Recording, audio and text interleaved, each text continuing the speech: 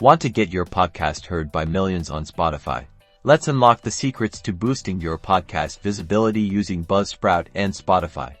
First, hop into your Buzzsprout account and click on Distribute on the navigation menu.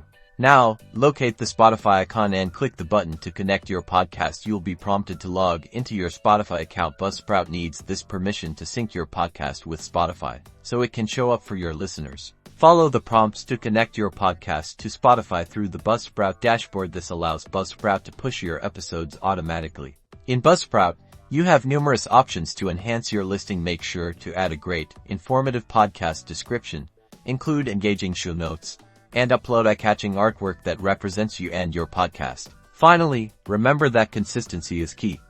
Upload new episodes regularly to keep your audience engaged, and consistently share links to your episodes. This will help draw new listeners and keep them coming back for more.